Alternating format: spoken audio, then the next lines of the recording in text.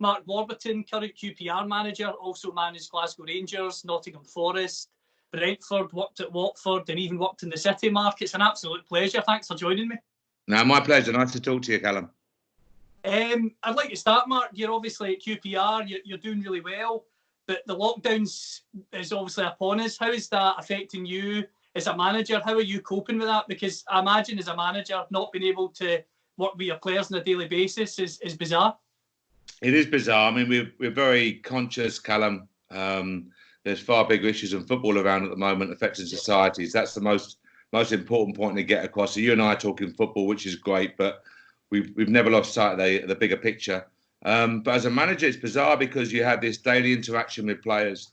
They're used to working in an environment, technically, tactically, physically, mentally, etc., which aids their development, surrounded by the players and the staff. And now here you are giving individual programs to guys at home. So today, for example, the boys had a 5K time trial, weight program this afternoon. But it's very, very hard. And the hardest factor, which dominates all of our conversation, is a resumption of the league program. Because if you have a date to work towards, Callum, you and I might say July the 1st, September the 1st, October the 1st, whatever it may be, you have a date. And you can work towards that from a loading perspective, from a planning perspective, from a financial perspective. But when you have no end date, you're sitting here saying, well, do we work the players hard? Do we give them 2 or 3 weeks to download, deload them, and then come back more aggressively? There's so much uncertainty, and that causes the anxiety. So I'm avoiding your question, but not really. We do what we have to do. You try and develop them tactically via analysis, video footage, but it's so hard until we have that end date, Callum. Once we have that, I think so much more certainty can return to football. In terms of yourself then, Mark, as a manager, are you using this time to read up in different coaching techniques and try and access as much as you can to try and learn and be creative during this lockdown yourself? You've got to be honest with yourself. You've got to look at areas where you know you're weak and you need some improvement. But there's a lot of work to do, Callum, which doesn't feel like work to you and I. You know, you said in terms of teaching, if you're in front of a classroom of children and you're doing what you're doing, you feel like you're working. When you're at home, it's not quite the same feeling, really. So, you know, we look at it and go, you have to contact the staff. You have to maintain regular contact. You have to make sure there's a rota of calls to the individual players. One call might take 3 minutes. One call might take 2 hours. You just don't know. So you may plan to get through 15 calls in a day and only work through X amount. So, you know, your day is busy. You're looking at training programs. When we do come back, will we have a 3-week condensed program, or we have a 4-week, we have a 6-week? Again, we just don't know. You have to plan for every eventuality. And then you're looking at different ideas. You've learned from your team, your squad. You've learned more about the division and the opponents within the division in the first 75% of the season. So how are you going to adapt for the last 8-9 games? And what do you need to do to hit the ground running? Because we're mid-table, but we're only 6 points off the playoffs. So from our point of view, if we can put a really good run together, we want a good run. If we can maintain that, we can be in a good position. So it's trying to balance all of these things. So there's no, you know, abundance of free time. You're not wasting time, Callum. You're using it hopefully as wise as you possibly can. You mentioned the fact you're only 6 points off the playoffs. How do you reflect in the season so far? Are you overall quite happy with the progress? We had I won't bore you with the details. I'm sure it's already come out. We had a major overhaul, more than a major overhaul. And you know, normally, if you change 5, 6, 7 players, you'd say that's quite significant. We changed 14, 15 players. So we had the FFP situation impacting the club. We had 5 players contracts up that we had to sort of remove straight away because again the basic pay was too high and we had to try and cut our cloth a little bit better.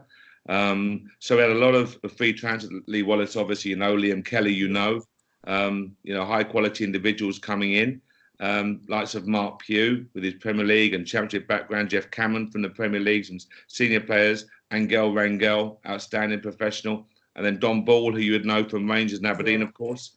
So younger players, you know, young Luke Amos on loan from Spurs. This type of squad building. Ilias Chair, a really talented young 21-year-old returning from a loan last year where he impressed so many people. And then working with what we had, the likes of Ryan Manning, Abire, Bright, etc. I mean, others of course come in, Todd Keynes and these type of guys. But it was a mass in a squad, Callum, where you've had a major surgery has been worked on the squad, but how quickly can you get them to gel and deal with the demands of a division which is so challenging? There is no easy game. There's no week when you look at your squad and go, we can rest 2 or 3. Can't happen, because if you do that here in the Championship, you get hurt quickly. So again, I think we've got to be pleased. We've had a really poor January, which cost us in terms of, we dropped points where we should have gained a lot, 6, 7 more points. But you've got to say that we're only 6 points off the playoff with a new squad. So we've got to be pleased with a lot of the work. But now there's a lot of improvement still to come. Obviously, the Championship's filled with teams that have got far bigger budgets than you've got at QPR. Leeds being one of those clubs, obviously with Bielsa in charge. Who have been the best and most challenging teams you've had to face this season, Mark? There's some really high quality squads, Callum. Obviously, you're very knowledgeable about the division.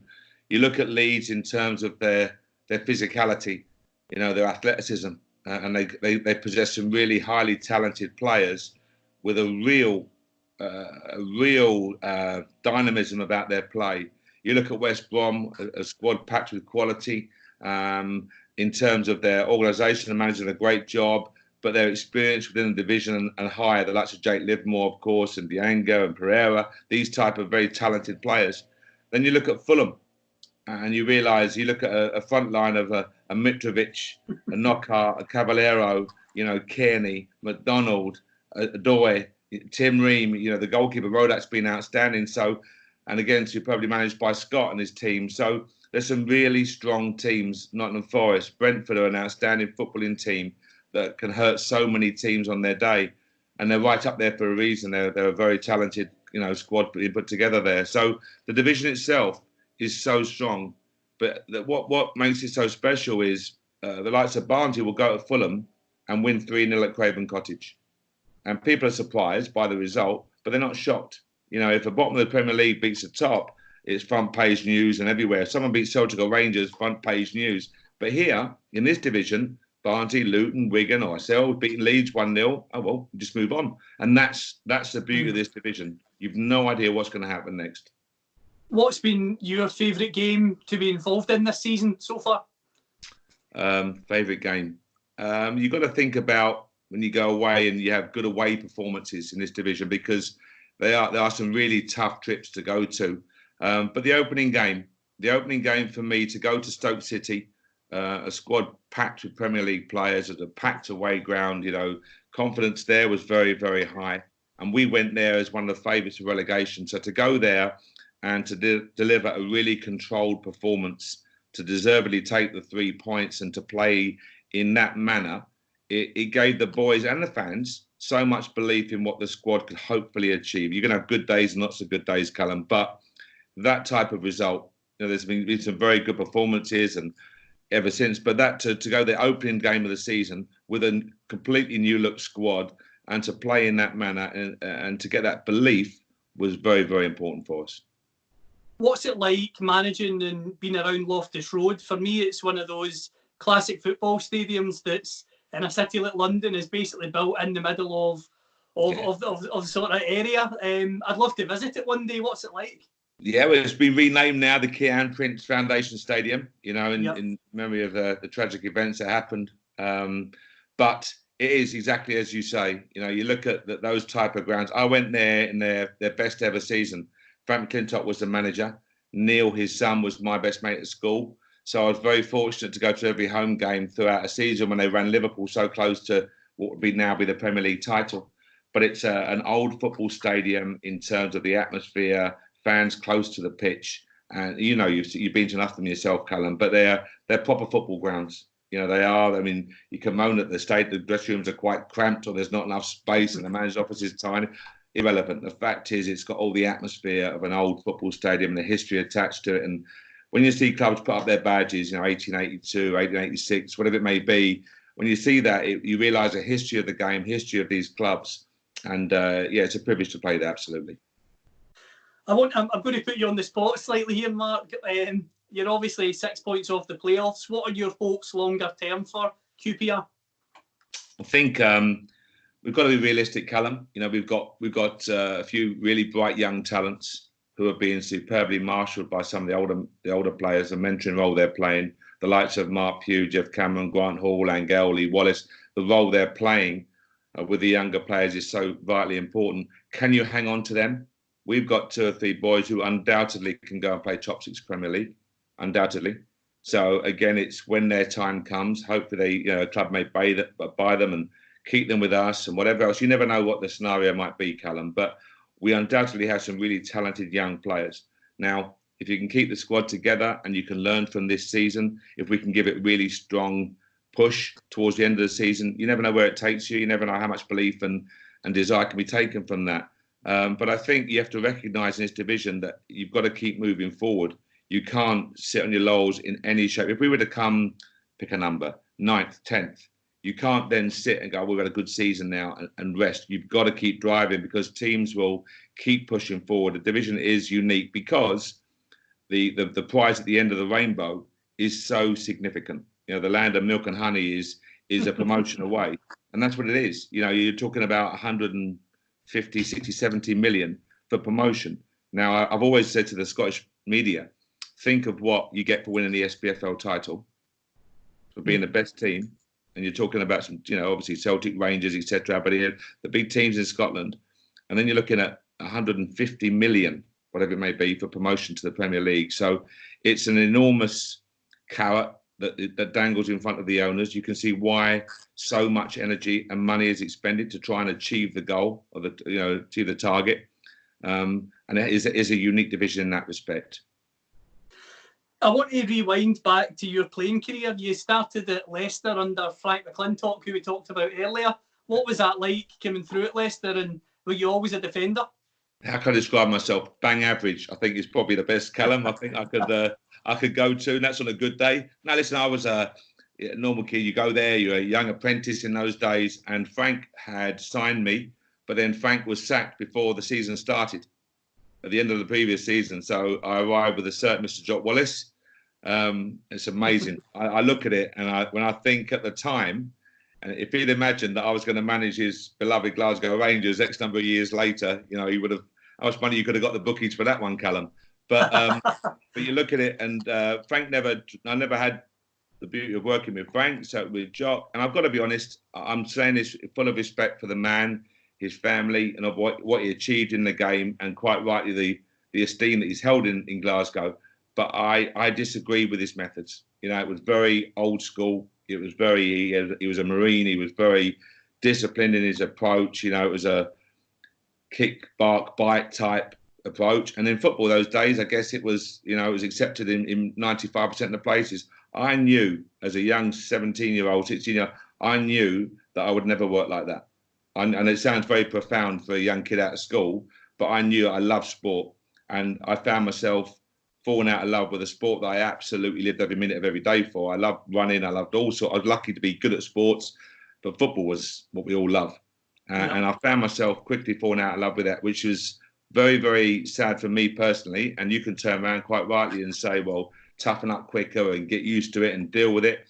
It wasn't in my nature to speak to people that way. And as I say, Jock got a lot of guys down from north of the border. They were used to that style. I'm thinking of like Eddie Kelly, the double winning captain from, Alan Smith coming down and, Stevie. And we had some really good players there, good team. But I just found that it didn't, for me, it wasn't for me. And I quickly, after a couple of years, I went into semi-pro, playing with Anfield. We had a really good team. They won the trophy and they won the conference, etc. Really good team. But this coincided with me going to the City, Callum. And that's another really competitive environment. People won't understand it because they've never seen it. Sorry. They won't understand it, but it was a really competitive environment.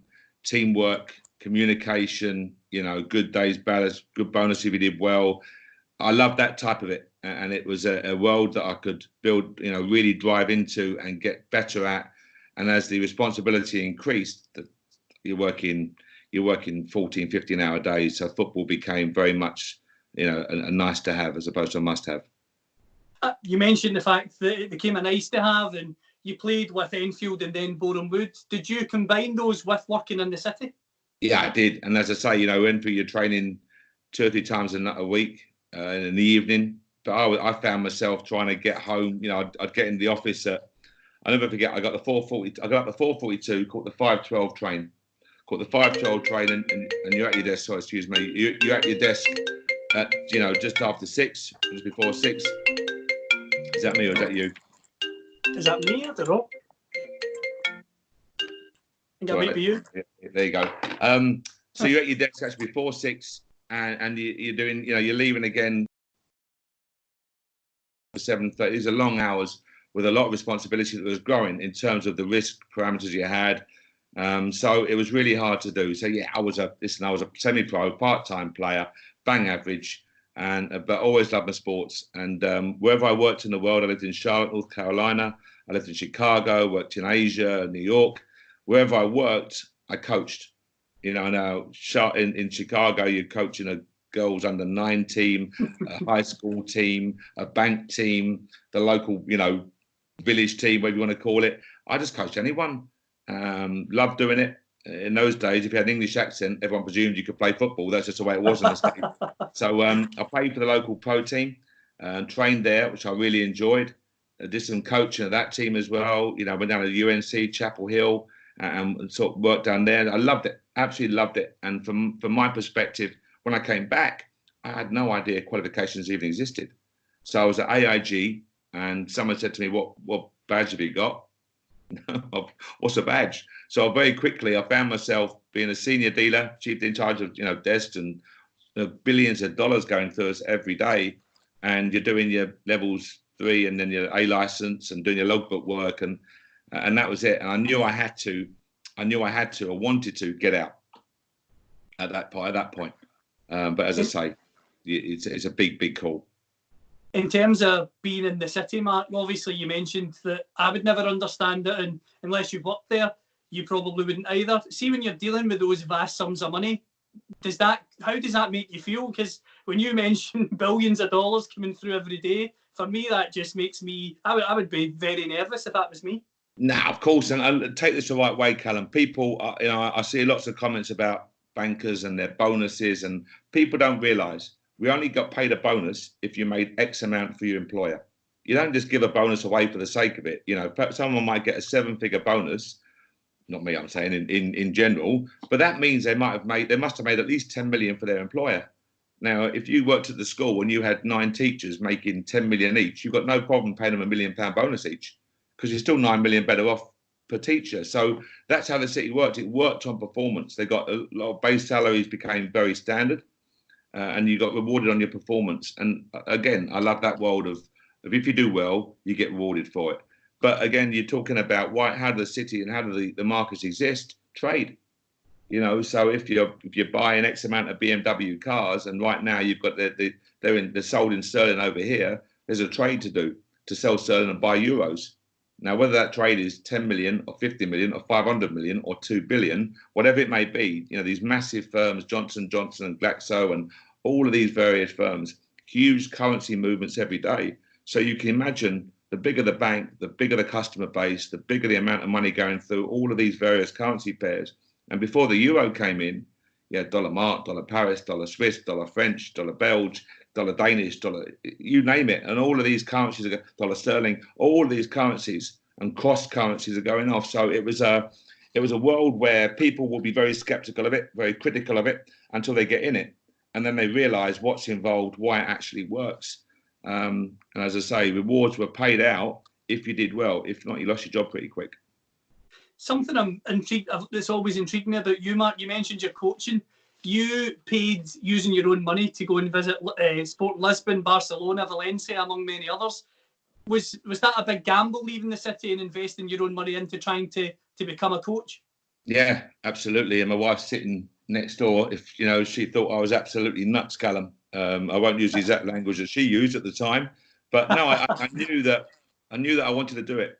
And you get to a certain age, and for me, I was getting to near 40, and I knew if I didn't do it, I'd have no chance. And I'd done okay for myself. Don't get me wrong, I read some ridiculous stories. I've done okay for myself, and I knew I'd put some money aside and paid for the house. So I'm thinking to myself, well, you live once. So I told my missus, but you know, when you go to your wife and you say you're taking a 97% or 95% pay cut, it's a bit of pill to swallow. And you've got kids at school at the time, and you know, and that really was it. So, but I knew also when I did it, I had to improve my depth of knowledge, Callum. You know, there's a lot of people who do their coaching badges, and I knew that I never had the professional playing background, so I wouldn't have worked with some top coaches as many players have done. And I knew I had to have a better understanding. I never thought for 1 second I'd be granted access to the first team market. I thought without a decent professional playing career, I was always going to struggle. So I saw myself in the academy. So I went around and I literally, I won't bore you with the details, but I must have phoned so many clubs and got pied on every club. And then finally, a guy called Diogo Matos, who's now working with UEFA, top man, and a great friend, asked me over to play golf. If I was available to go next day, I jumped on a flight, spent time with him, and he opened doors. You know, again, the ECA, European Clubs Association, he opened doors to Ajax, and then Ajax opened doors to PSV. PSV opened doors to Barcelona, and I was able to really spend time. Willem II in Holland with a guy called Jan van Gaal. I was able to spend a lot of time there and understand their school, how their school worked, how their recruitment of young players worked. So when I came back as at Watford, later on, we worked with the Harefield School, and we were the first club to set that school up. We had 55 boys across all 5 year groups working through Harefield, all of whom came out with a minimum number of qualifications and their BTEC, which was great, Callum. You know, to see them, it was always you either achieve in the classroom or on a football pitch, one or the other. You know, as a teacher, that's nonsense. You've got to give an environment where they can achieve in both. And we had 2 or 3 boys kind of 15, you know, A stars and top level, and a couple of boys almost on special needs come out with good qualifications and the BTEC. So you're as proud as punch for them. They worked so hard, and they got scholarships into professional football as well. So that was, for me, that year was vitally important. And I knew then that I could attack the academy system and say attack it. I could work my way into it with a far broader depth of knowledge about the whole subject. You mentioned getting into the academy sector, and your first permanent coaching job was at Watford. What was that like? And there were some big names at Watford around the sort of times when you were there, Sean Dyche, Brendan Rodgers, to name a few. Yeah, I mean, I went there, and I got a full-time job, first of all. Up to this point, you have to remember, I was at RBS, Royal Bank of Scotland, senior dealer, and I was leaving there 2 nights a week. I'd be getting in at 5:30 in the morning.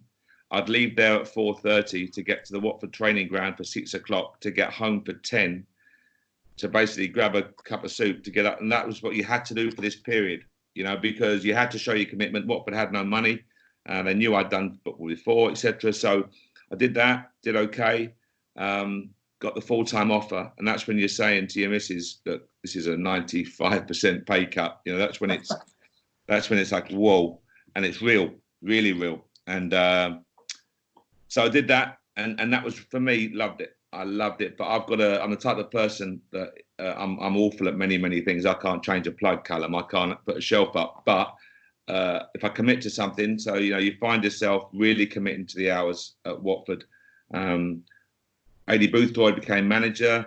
Really was great for me, looked after me, and he asked me to become academy director. The school was set up, etc., which he supported. And players coming through, and we had the likes of Dick Bate, who's the best coach educator, sadly passed away, but the best coach educator in the world bar none.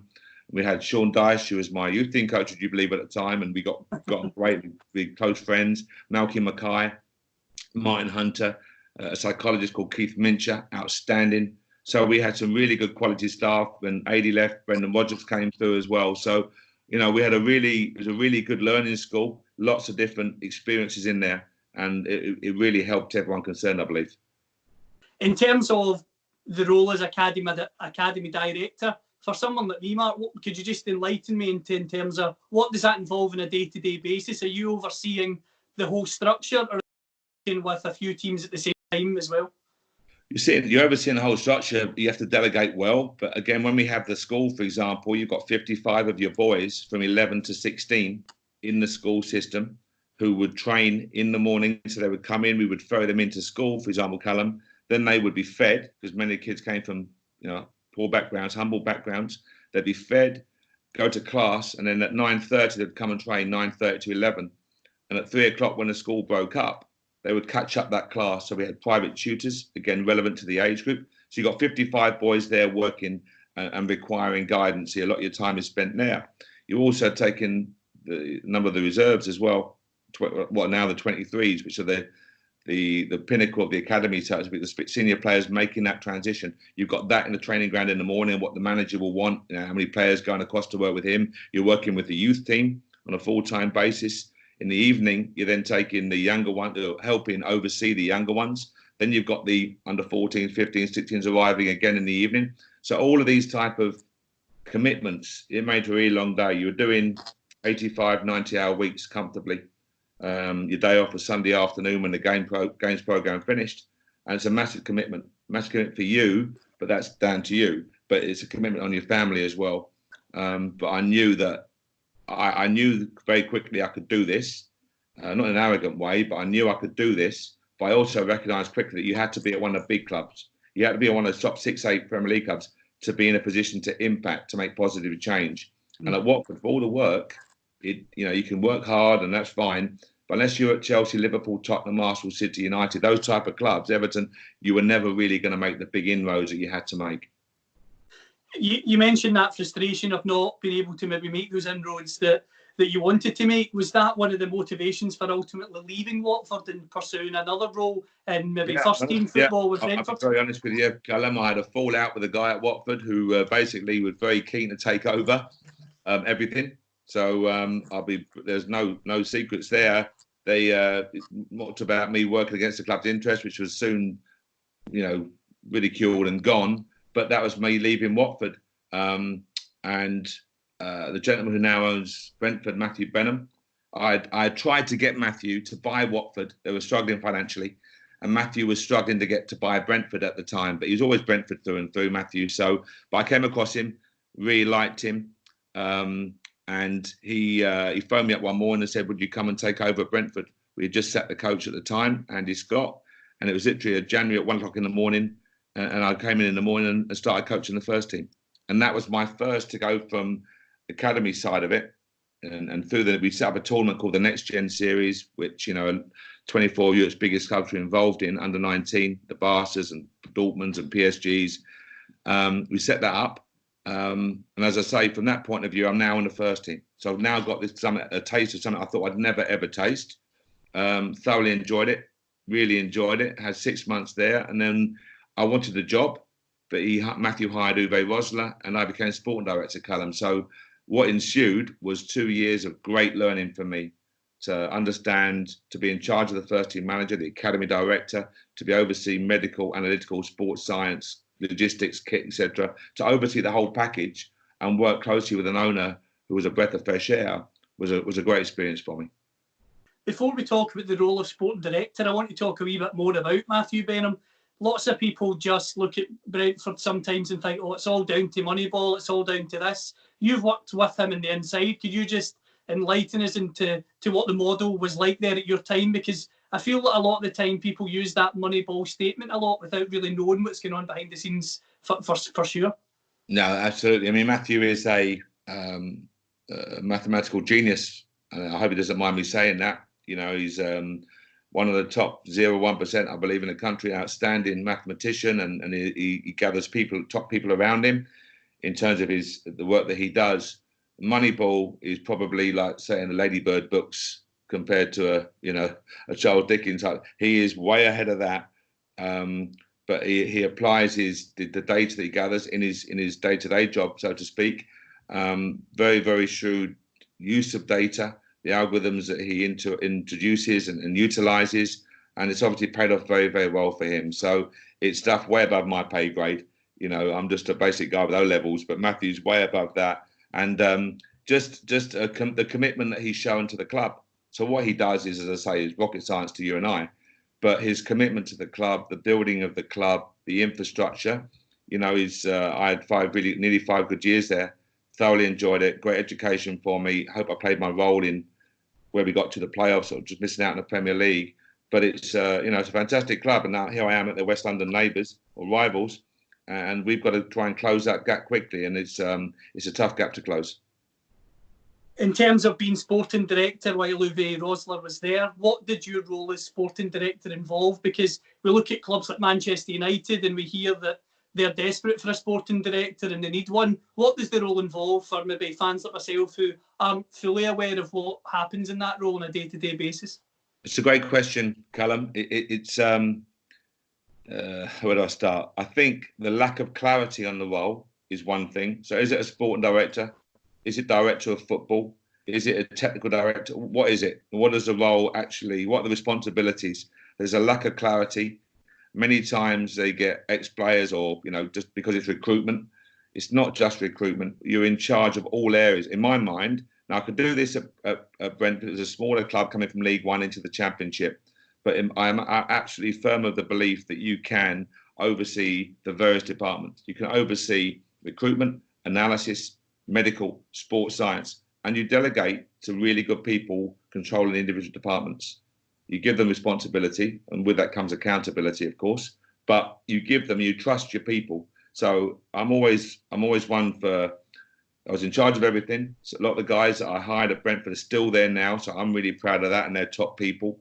But I think you have that freedom to go and run and shape the departments. Of course, they have their individual budgets, a medical budget, analysis budget.